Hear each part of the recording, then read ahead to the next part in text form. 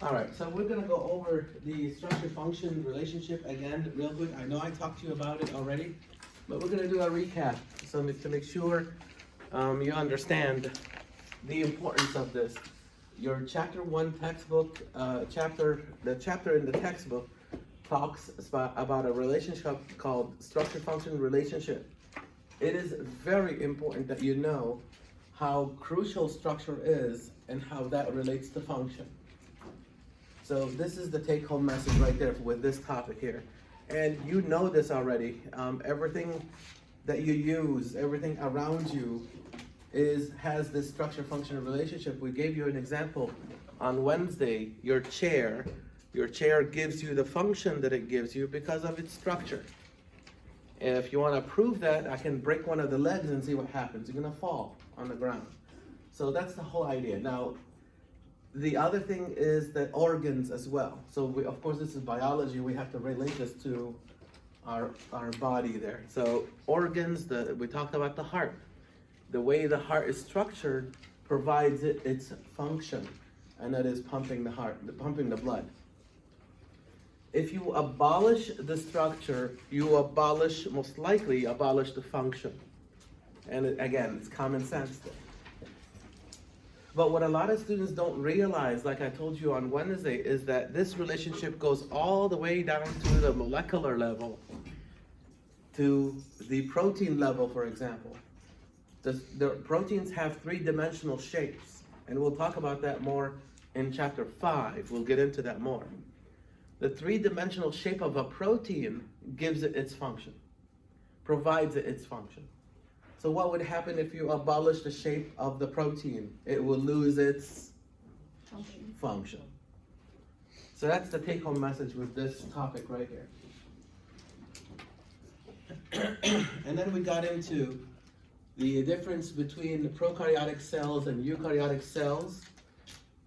But first, we talk about what is called the basic unit of life.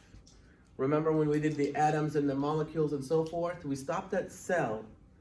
And we said, what do we have? We have a cell. What else do we have? We have life. Because the cell is the basic unit of life. So there's actually a lot of work being done where scientists are actually looking at life if there is life on other planets. And I don't mean the green monsters, whatever. Even a single cell would be considered life. So as far as we know, life begins at the level of a cell. So there are two kinds of cells. We talked about this already. Eukaryotic versus prokaryotic cells. The main difference between them is that eukaryotic cells have a true nucleus. Prokaryotic cells do not have a nucleus. That's the main difference between them.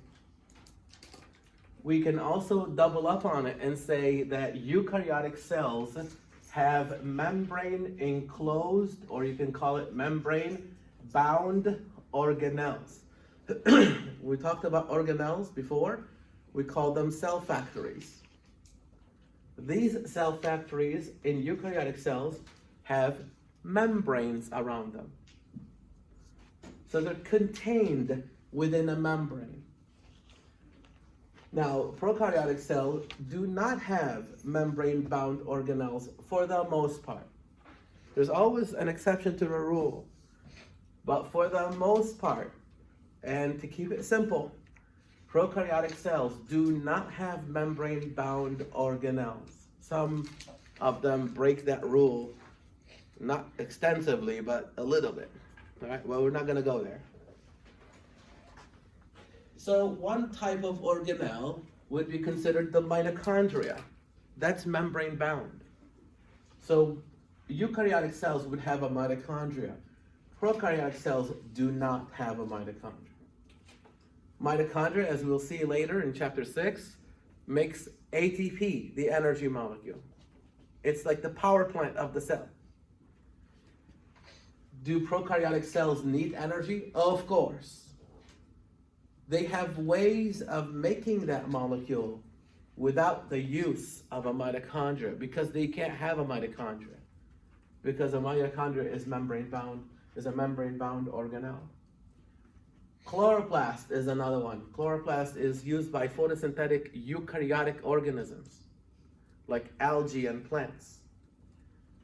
That makes glucose for the organism.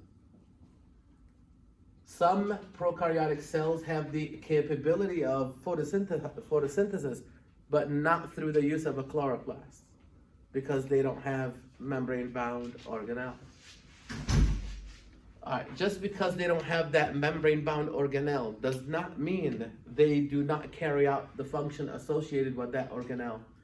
All cells must have a way to make energy, an energy molecule, ATP, whether it's through the use of a mitochondria, as in eukaryotic cells, or not, as in prokaryotic cells. All living organisms require the use of energy to stay alive. So that's the big difference between them. An example of prokaryotic cells are all the bacteria. So I need you to take notes. Remember, I said everything I say is gonna be on the exam. So I need you to actively take notes there. Bacteria is prokaryotic, and their distant cousins, archaea, are prokaryotic. That's it. Those are the only two prokaryotes. That's it. Now, everything else is eukaryotic, except for viruses, because viruses are neither one. Did you catch that? As you'll learn later in another class, maybe micro or maybe bio 2, if you are taking bio 2, viruses are non-living they're not non-living organisms, they're not cells. So they're not alive, they're not cells, they're just containers of genetic material. That's it. So they're not alive, they're not cells. So because of that, because of the fact that they're not cells, you cannot call them eukaryotic or prokaryotic. All right, that's as far as I'm gonna go with viruses. So viruses are not alive, they're not cells, so they don't fall under either one of these categories. Bacteria and archaea fall under prokaryotic. Everything else falls under, what is it? Eukaryotic. So I learned this trick growing up, learning this material. How do I remember all this stuff? I came up with this thing that really helped me a lot as a student. Short list, long list. You'll understand, because you'll hear me say this multiple times. Remember the short list.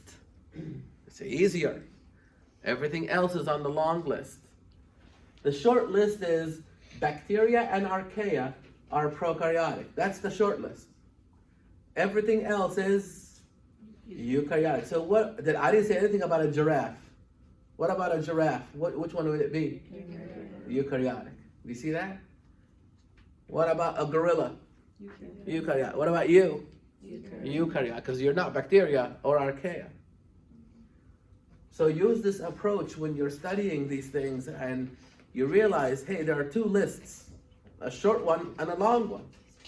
I will remember the short one because it's easier, and I'll remember that everything else that's not on the short list is on the long one. So take this approach, please. Here's another thing. Prokaryotic cells are unicellular. The whole organism is a single cell. Unicellular. All right, another thing. Prokaryotic cells are microscopic.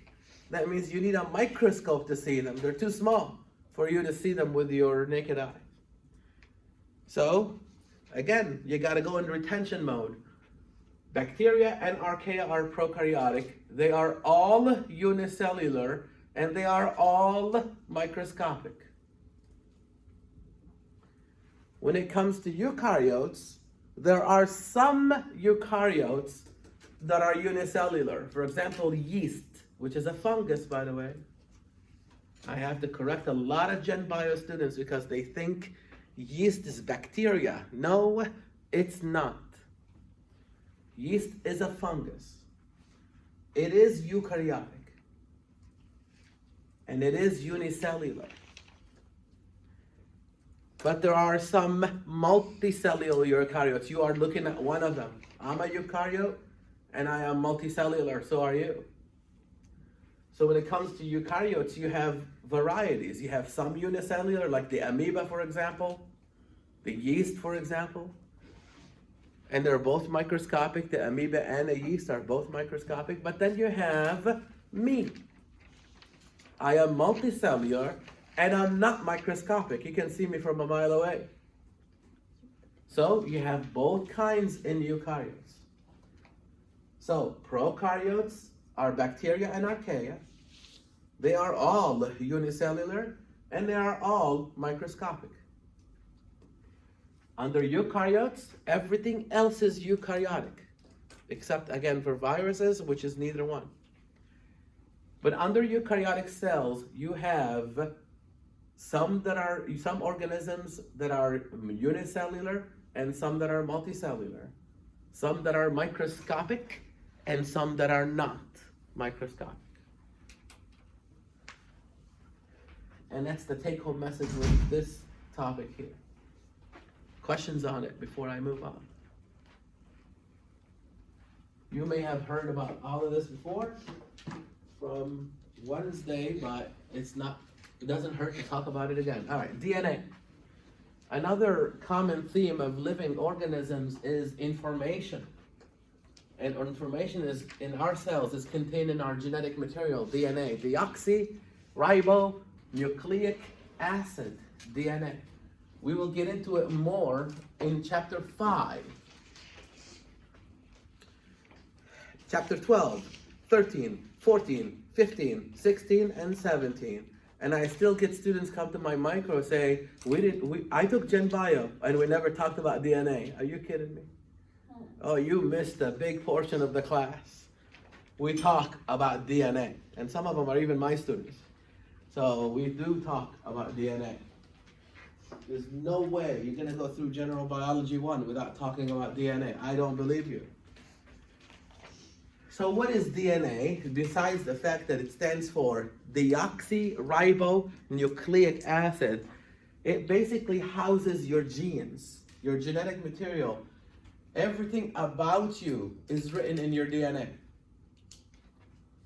So genes are the single units of inheritance. This is what you get from mom and dad. If you want blue eyes, well, you have to have the blue eye gene.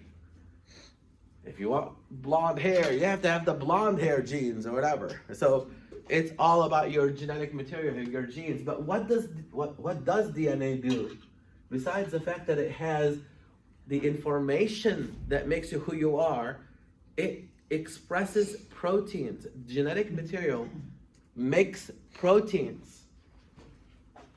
The whole goal is to make proteins through a process called gene expression. DNA, through gene expression, makes proteins. Let's say it a different way. DNA has the instructions to making all the proteins that you need to survive. All the enzymes that you need, they're all proteins. Where's the information to make those enzymes? It's in your DNA. So you can tell why we call DNA is your information molecule. It has the information to make the proteins that work for you. I will say in chapter 5, proteins do everything for you. But where do these proteins come from? Who makes these proteins? Who has the information to make these proteins? Your DNA. And this is the process called gene expression. This is chapter 17 in GenBio 1, the last chapter that we'll be going over in GenBio 1. And here's the process. Your genetic material, this is your DNA, will be transcribed into RNA. This is as far as you need to know for now. Trust me, We will get into more deeply in this in chapter 17. Your DNA has the sequence, has the instruction to making a molecule called mRNA. The little m stands for messenger. So on the way to making proteins, there's an intermediate molecule called RNA, ribonucleic acid. Instead of deoxyribonucleic acid, this one is called ribonucleic acid. Again, we'll look into the differences between these two in chapter 5. So all you need to know for now is your DNA is transcribed into RNA and then translated into the protein. It's an amazing process, cellular process here. It's fascinating how this works. And we'll talk about it again in chapter 17 in more detail. Once you make the protein, it starts folding. Remember I told you proteins have a three-dimensional structure. They will start folding to produce the three-dimensional structure and subsequently the function. So now this protein works because of this structure right here. If I change the sequence here, I will change the sequence here.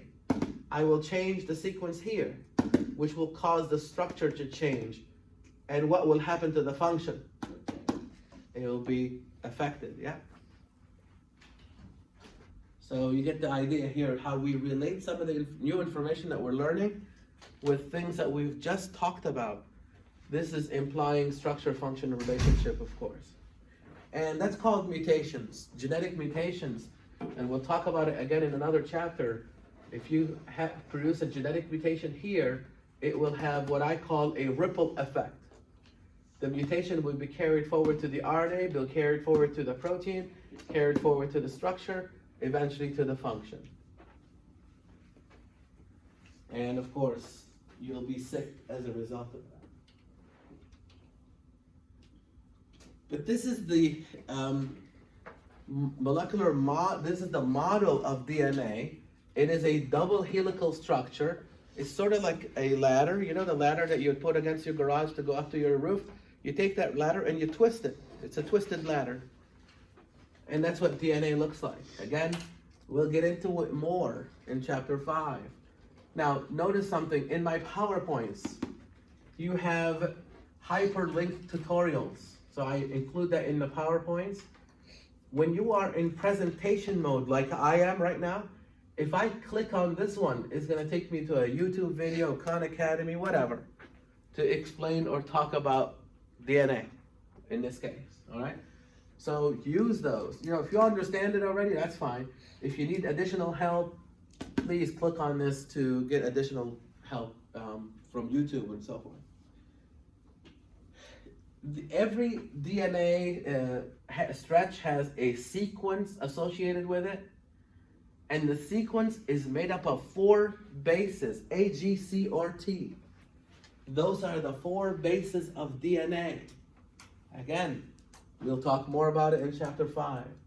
So if you look at here, A, G, then there's a C, then there's a T. So when you read this, you're going to read it, for example, A, T, G, A, T, G, C, C, A, T, A, T, C, A. That's called the sequence, the DNA sequence. When you read it in order like that. But the 4 possibilities of bases is adenine, guanine, thymine, and cytosine. A, G, C, T. These words are all written in your book, of course.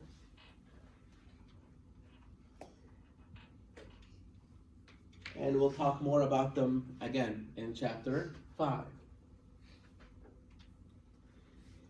When we look at all the DNA in your cell, and there are 2 locations of DNA in your cells. The more common place is, of course, the nucleus.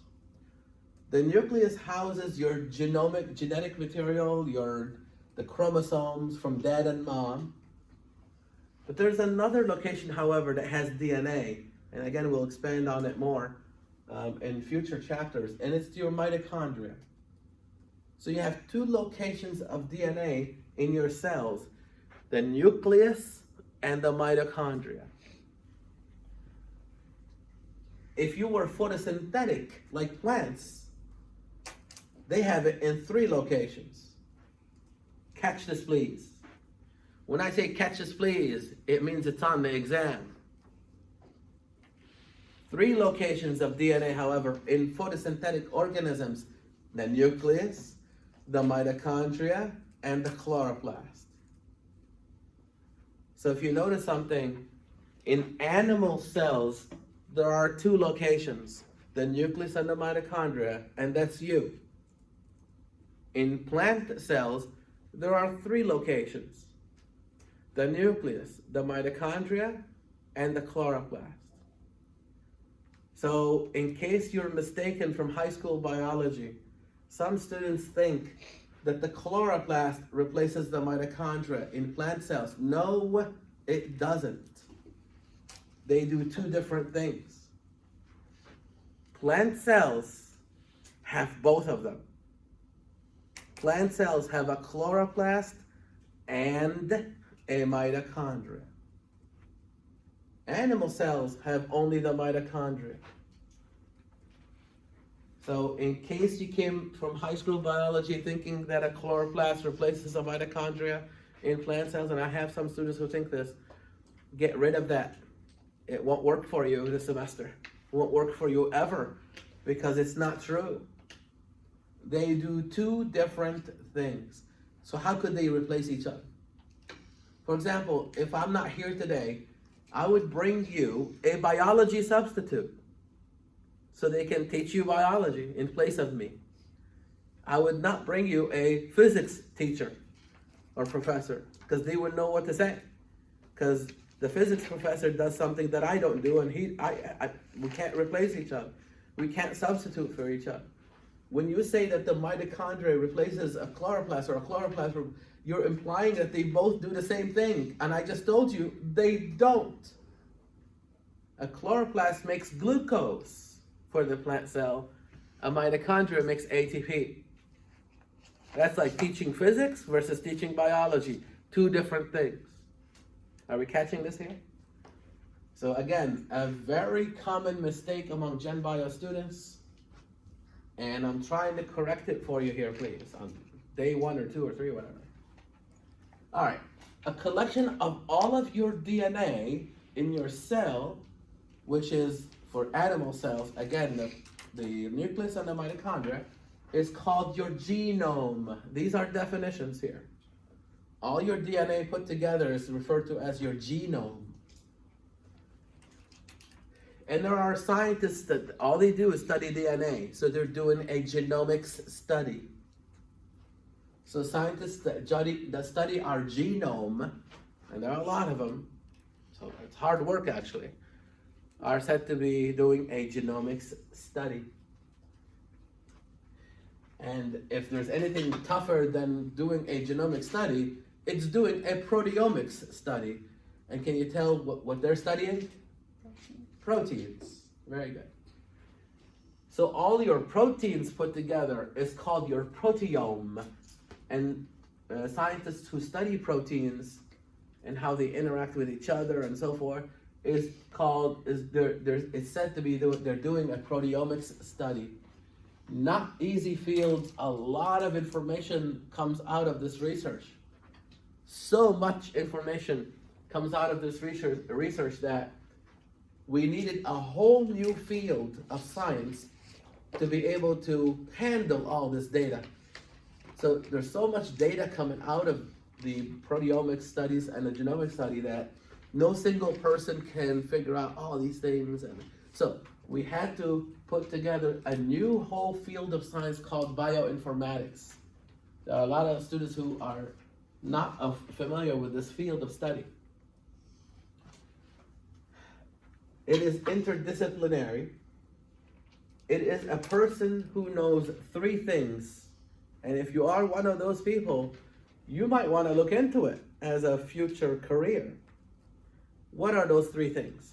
Mathematics, computers, and biology. If you know those 3 things, this is the field for you, bioinformatics. And I always advertise it every semester. because it's very, very difficult to find a person that knows all three of them well. We're talking about mathematics, computers, and biology. We can get a math person, we can get a computer person, and a biologist, but we have a hard time finding one person that knows all three of them. And if you are, look into it. It's easily a 6-figure salary, easy. You most likely would have to go all the way to PhD, and you will have a job for life. As a result, it'll be in research, but a very rewarding career.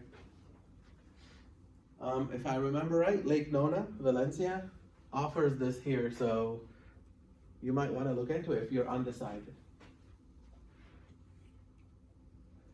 Okay, real quick here, energy transfer, the transformation of energy and matter is another common theme. We have to eat to stay alive, and so there are producers and there are consumers. Real quick, I'm not gonna elaborate on this, and we'll talk about it later in separate chapters. But producers are things like plants. Photosynthetic organisms are the producers. We always say that plants feed the world, and it's true. Without plants, we don't survive. So plants feed the world. Plants also give us oxygen. They do two things for us. So we are considered the consumers. We have to eat food to stay alive. They are considered the producers. They feed themselves and us as well.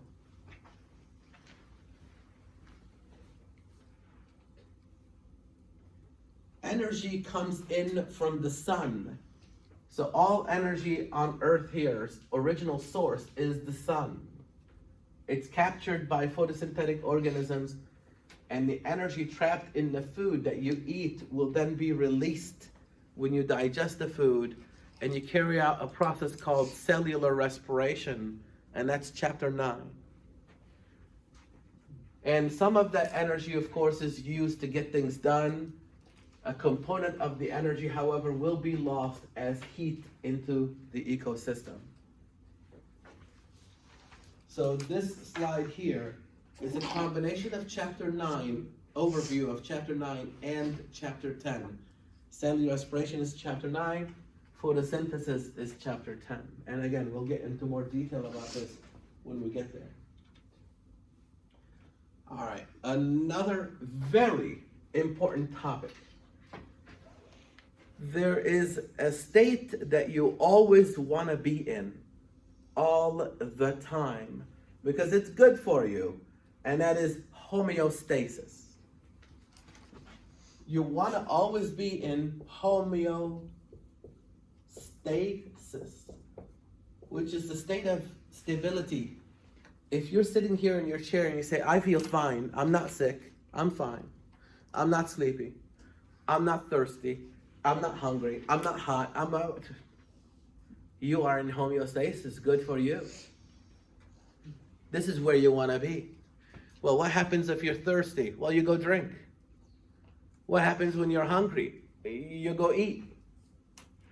Well, if you're tired, you sleep. Everything that we do is to recover homeostasis.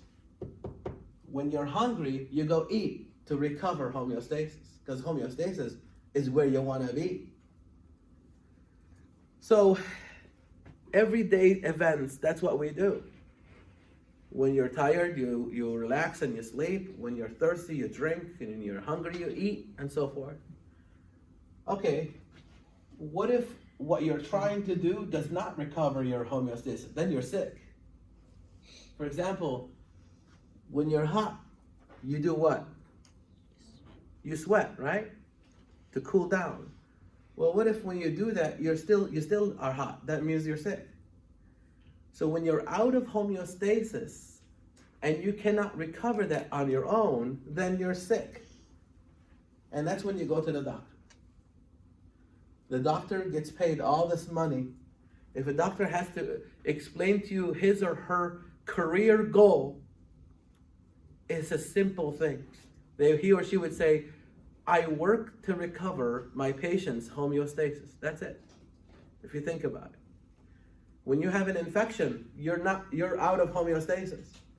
When they give you an antibiotic, it's to regain homeostasis, to make you feel better. When you're overheating and they give you a drug to drop your temperature because your body can't do it on its own, then that's what they're doing. They're recovering homeostasis through the use of drugs.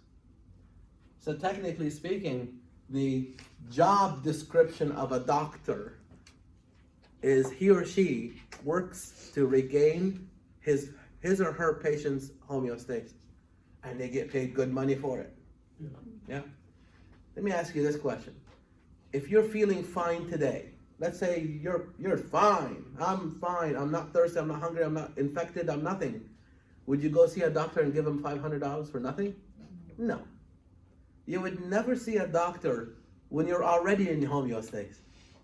You only go see a doctor or nurse or whatever is when you're out of homeostasis. When you can't recover homeostasis on your own and you need help through medication. So a lot of you guys are going into the medical fields. That's your job description. Your job description is to regain my patient's homeostasis, and I'll make them pay for it. Good, all right? It's a very rewarding field, of course. So how do we regain? It's through something called feedback, regulation. And this is where the fun begins. Again, I have a tutorial hyperlink. That means this is here to help you in case you have a hard time understanding this topic. Regaining homeostasis is basically done through regulation, feedback regulation. It's one of the criteria of life. Remember that? Regulation and response to the environment, right? Am I right? Good. So let's say it's hot outside. Let's say it's hot. I'm going to respond to the environment by doing what? Sweating. By sweating. So when you're hot, you sweat. When you're cold, you shiver. And the simple act of even reaching for a sweater or a blanket is response to the environment. You see that? When you're cold, your mind says, I'm about to freeze here, so can you at least reach for that blanket or that sweater? Or even sit on your hands because your hands are cold, you see? Or even go like this. Everything that you're doing is responding. But eventually, when all else fails, you're going to do what? You're going to shiver. Why do we shiver when we're cold? Because that's muscle contraction. When your muscles contract, they release heat. And that warms you up. So that's response to the environment. But what is all of that trying to do? Regulate to bring your temperature back to its set point. Your body temperature set point is 37 degrees Celsius, which is the same as 98.6 Fahrenheit. That's your set thermostat right there in your brain. If the temperature drops, you will shiver to warm up. If the temperature goes up, you will sweat to cool down. It's no different than the thermostat you have at home. Imagine you have a thermostat where when the house gets cold, the heater automatically turns on. When the house gets hot, the air conditioner automatically turns on. So you keep the temperature the same all the time. That's the whole idea here. So there's two kinds of feedback regulation, and this is where I'm going to lose a couple of you at least. Positive feedback and negative feedback. I'll tell you something. Almost everything about you is negative feedback. Look at, I'm setting up a short list, long list. But I'm giving you long list first. Long list is almost everything about you is this one, negative feedback. So what you want to listen to is what? The short list, right? The positive feedback. Because that's the easier one to remember. But let me explain to you this. This example is sugar. When your sugar drops, let's say, it's because you're hungry. Every time you're hungry, realize that your sugar is probably the reason why your brain is saying, hey, I need to eat, is because your sugar levels are dropping. So when your sugar level drops, you go eat, you bring it back up. So watch this. This is the stimulus. Watch it. Look at me up here. I always say, watch the show, and then you can write whatever you want, summary of it. Watch. This is the stimulus. The sugar is dropping. Some physiological event will occur, and that is you're gonna go eat, and the sugar is gonna go back up. That's the response. This is the stimulus. This is the response. Are they in opposite direction? Yes. That's negative feedback. Are we catching that? As long as these two are in opposite direction to each other, that's negative feedback. So your sugar drops, you go eat. Going to eat is the physiological event. And your sugar goes back up. That's negative feedback. You eat a lot of salt. That's it. Eat a lot of salt. That's the stimulus. You have a lot of salt in your blood. Your kidney reacts to it and gets rid of it. So the amount of salt will drop. What is that? Negative feedback, because they're in opposite directions. As long as these two are in opposite directions, it is negative feedback. Your blood pH goes up, something happens, and it drops the pH back down to normal. Negative feedback. You get thirsty, you go drink, and now you're well hydrated. Negative feedback. So the amount of water in your blood drops, that's dehydration. You go drink to bring it back up. Negative feedback. So make a note for yourself. As long as the stimulus is in the opposite direction of the response, it is negative feedback. And I don't care if it starts out this way. Watch, look up here. I don't care if it's this way or this way. This way or this way. As long as they're in opposite direction, it is negative feedback. Because your temperature could be this. Your temperature is going up. You sweat to bring it back down. That's negative feedback. Watch this. Your temperature is going down. You shiver to bring it back up. It's still negative feedback. You see? Because these are in opposite direction. So I think you get the idea of positive feedback now, I hope. That when they're both in the same direction, that's positive feedback. Yeah. Could you repeat what you said? As long as the stimulus is opposite directions from The response. Yeah. As long as they're both in opposite direction, that's negative feedback. And I don't care if it's this way or if it's that way. Positive feedback is interesting. Watch the show. The stimulus, something is happening. And then the physiological event causes whatever that is to get worse. You see that? One of the best examples of that is labor. Labor is positive feedback. So the child's head positions itself into the uterus, and it pushes on the walls of the uterus and sends a signal to the brain, and it says, there's something stuck down there. The brain sends a hormone, starts the contraction, and what happens is the baby's head falls even further, pushes even harder, sends a signal again and says, I thought I told you, something stuck down there. So you send more hormones, more contraction. You see what I'm talking about? That's positive feedback.